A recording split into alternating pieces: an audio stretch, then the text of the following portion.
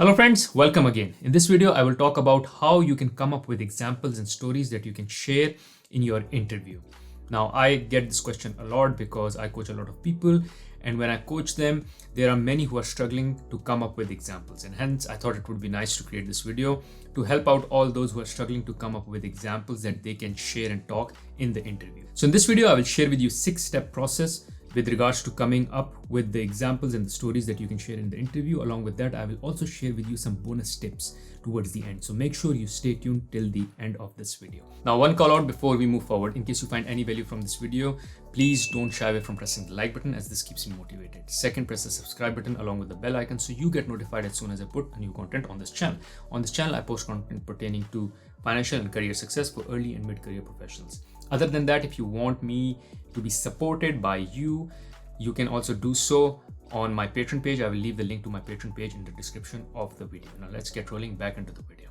So number one, forget about the job or the role you're applying for. Just list down all the key achievements or highlights from your career or maybe from your personal life. Just list them down. Everything which you are proud of, everything which you've achieved, or every project or assignment that you worked on where you really felt that you delivered something, you added some value. Just list all of them down. I would expect everyone to have at least 5 to 8 key achievement, key highlights from their career or maybe from their personal life. Just make sure you list them down. Second, which is step number 2, is now you go and read the job description and see what is that the job is requiring.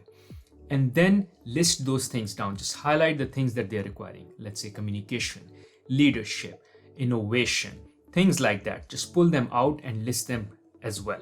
So in one list, you created all the key highlights and key achievements. Make another list next to it with some gap in between and write all the key requirements for the job, for the role. So this is step number 2. So what you've done is you've taken out all that you've achieved and you've taken out all that they are looking for. Now comes step number 3, which is mapping and matching. See which of the examples or highlights or the stories that you've called out in your list matches the one that they are looking for. So for instance, they are looking for communication as a skill. See in which of your key highlights you demonstrated superior communication skills and match it. Similarly, let's say they're looking for leadership. Again, look for an example or highlight from your career that you've listed and see in which example you demonstrated strong leadership, or an example whereby you can present to the interviewer and talk about your leadership. Which one is that? And again, match it. Similarly, try to match all the key requirements that are there in the job description to the examples. Now, it can very well happen that there might be 2 or 3 skills that they are looking for, which can be addressed through one example. Or it can very well be that there is a particular skill that they're looking for, which can be addressed through 2 different examples. So make sure you do all the matching and mapping to identify and ideally to make sure that every skill that you have called out has or can be addressed with one of the key achievements or one of the key examples that you have called out as your top achievements. Now, another call out, in case you want to have a mock interview session where you want me to help you prepare for the interview, you can book that. I will leave the link on how you can go about booking that session with me in the description of this video. Now let's get rolling back into the video. Now here comes step number 4, whereby identifying any of the skills for which you could not find a match or a map in your key achievements, because you've only listed your top 5 key achievements. There could certainly be some skills which are not covered through any of those 5 achievements. So you call them out. Now, ideally, they should not be more than 1 or 2, because most of your achievements should be covering most of the skills that are called out. It would be essentially 1 or 2 that will miss out. For those 1 and 2, you'll have to come up with kind of secondary examples or substandard examples of stories. And you might even have to kind of create something from your experience, like something that you've done which is close to what they're asking for, and just kind of tailor that particular example in a fashion that you can address that particular skill.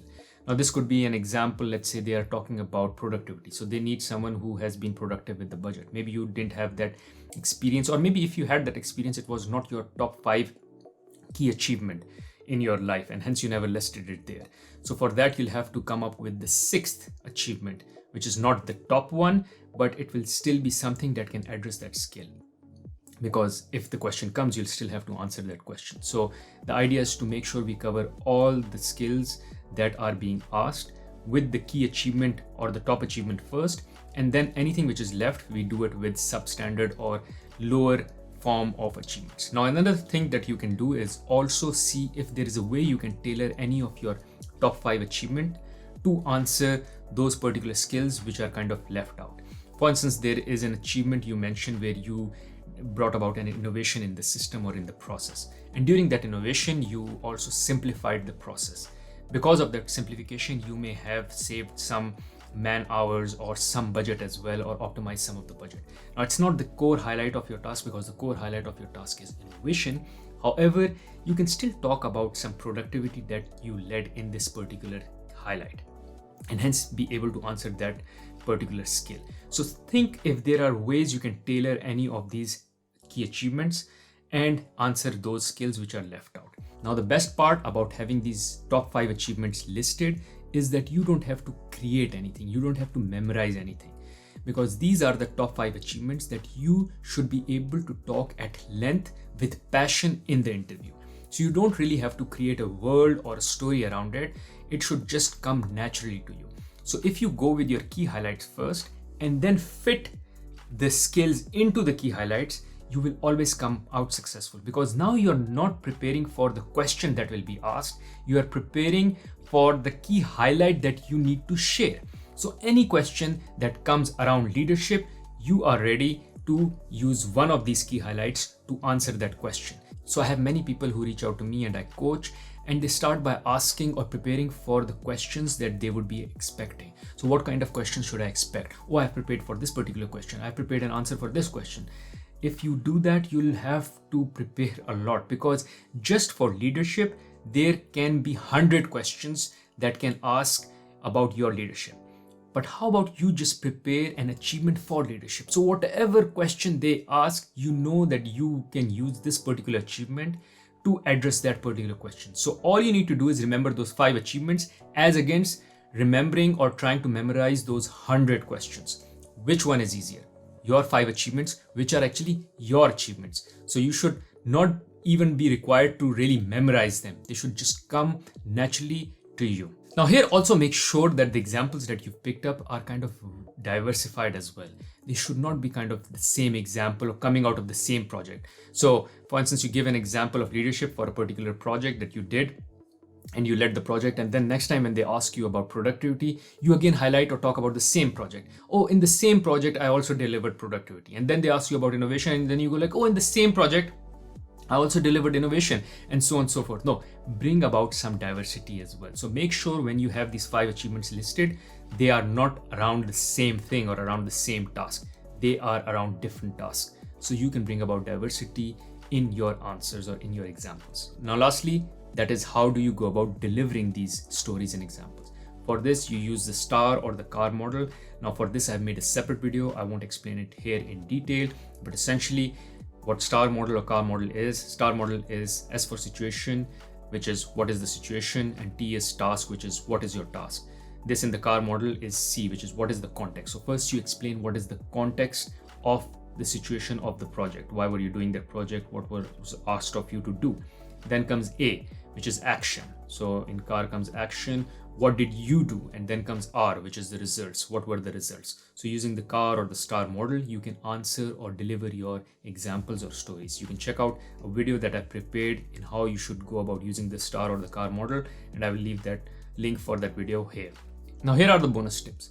Apart from your key achievements, also see what are the very standard typical interview questions that you might be asked. One is introduce yourself. Second is, in the end, they go like, tell me if you have any questions for us. Another one is, why do you want this job? Another one is, why are you leaving your current job? And so on and so forth. So these are very typical questions just for the interviewer to know who you are as a person and kind of know more about you. They might not be really grading these questions.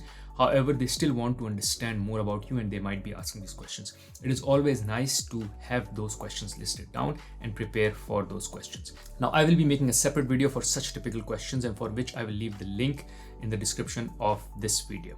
Second is practice. Practice. Although I did make a point that these 5 top achievements that you will have listed are your achievements, and essentially you can just speak about them in any forum. However, it is always important and nice to practice so you are more articulate, you are more concise as against just rambling. I know it's your achievement and you can talk at length about your achievement, hours and hours, but you just have only 1 hour. Essentially, for every achievement, you just have 5 minutes. So how do you present your key big achievement in 5 minutes with the context, action, and result? It is very important that you practice. What I recommend people to do is write the bullets that you want to call out. So 2-3 bullets for the context, 2-3 bullets for the actions you took, and 2-3 bullets for the results. And then practice in delivering that particular example or story either in front of a camera or ask a friend to do it, or otherwise you can always reach out to me and book a session with me as well, and I can help you prepare and do a mock session with you. Lastly is actively listening when you are in the interview. You want to make sure that you understand what the interviewer is asking, and not just the words, but also what they mean behind the question that they are asking.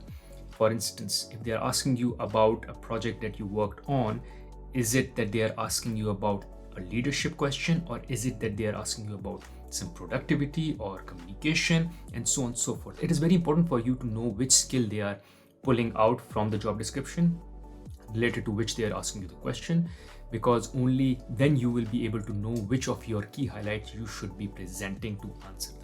Now, apart from looking at the job description, another important factor is to go on the company website and see what are their key principles or key leadership qualities that they are looking for in any individual that they might be hiring, whether at entry level or a lateral hire. This is just how their culture is, and they want every individual to demonstrate their culture. It could include like leadership, it could include like frugal mindset, it could include like bringing out your best and coming with excellence, or coming up with innovation or ideas, and so on and so forth, because there might be some things or some cultural traits or characteristics that they might be requiring which may not be listed in the job description. However, they are listed as part of the company's guidelines or requirements. Make sure you check them out as well, and if there is anything which is not listed in the job description, also list it as part of your skill requirement for that particular job. Hopefully you found value from this video and find yourself much prepared and ready to tackle any interview. In case you found value from this video, I'm sure you'll find value from another video on my channel where I talk about how you can go about addressing a question around conflict resolution. You can check out that video here. Other than that, there is another video where I talk about how you can go about introducing yourself to answer the question, tell me about yourself. You can check out that video here. Thank you.